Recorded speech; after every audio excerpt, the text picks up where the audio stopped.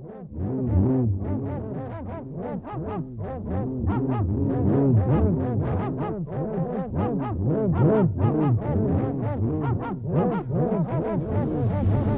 so what's your interest in various... Colin Fellows. Yeah. And you're interested in British government and various stuff that's going on? Conspiracies, right. Okay, perhaps tell us a little more Colin, yeah? Well, I've just been to the House of Lords and left 6 letters. Prior to the fox hunting bill, Right. and as a lot of you may know, fox hunt is a symbolic sport because they drink the cup before they go hunting. Right. To hunt out the vermin, not of the fox, which is vermin, but the vermin in life itself. Right. It has that symbolism.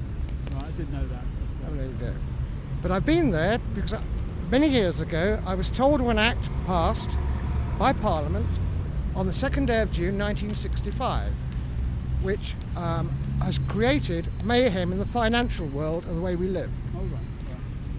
The act is simply this. It's called the War Damage Act 1965. Oh, right.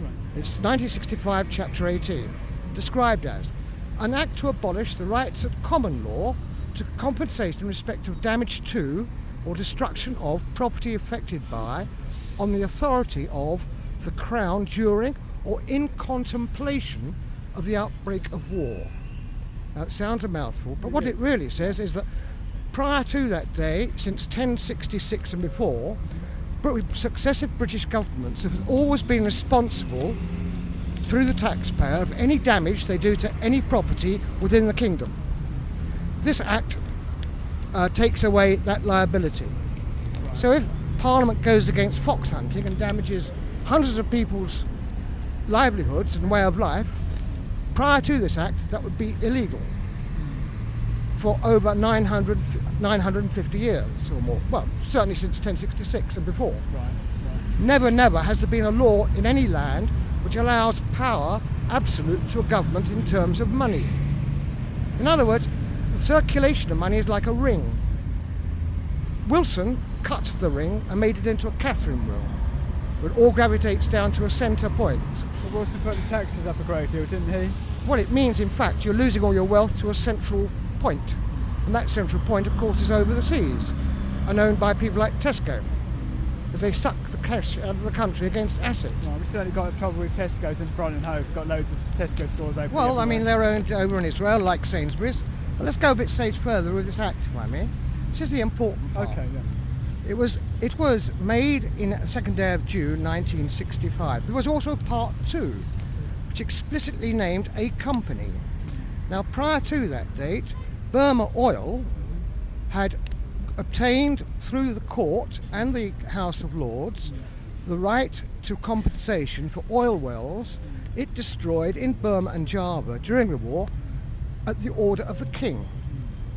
But they never received full compensation. Right. So they went to court again in 1960-ish to obtain the balance of the money and won. On behalf of Burma Oil was Dennis Thatcher, their financial director. Right. On behalf of Burma Oil as a prosecuting counsel, as it were, Yeah. was Mrs. Thatcher, which is where they met. Right. Okay? The second part of the act was specifically put in place to say to Burma Oil, win or lose in the court, we're going to retrospectively change the law, which is what they did, Yeah. and not allow you the money. Right. So despite the fact that the High Court and the Appeal Court had agreed that they were owed the money, which was then now about £100 million or thereabouts, maybe more, the government stepped in and refused to pay. Right.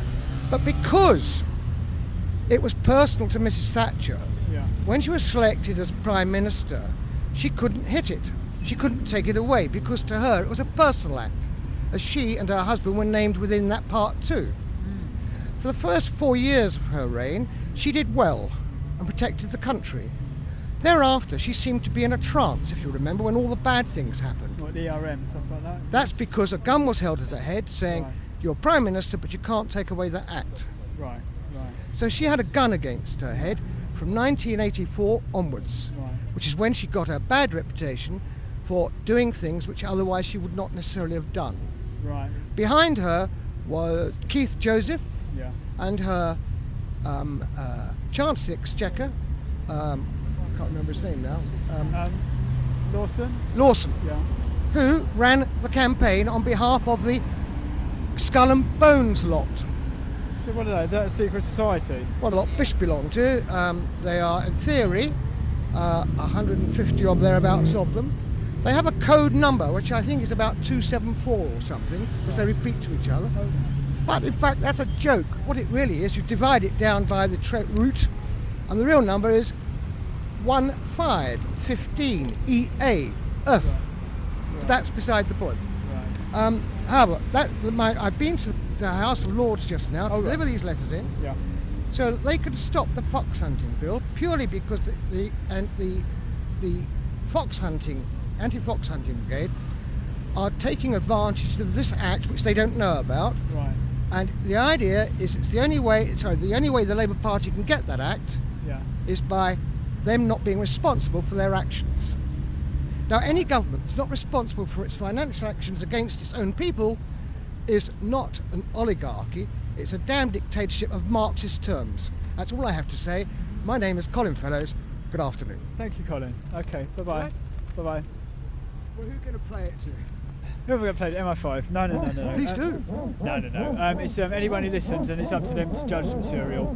You put it on tape proper. I do release CDs about various things. Good. So you You're may. welcome to use it. Okay, Colin. We can't endorse it necessarily, but we'll give you a fair hearing. That's what we do. Well, no, it's up to you now. It's Okay. a powerful bit of stuff.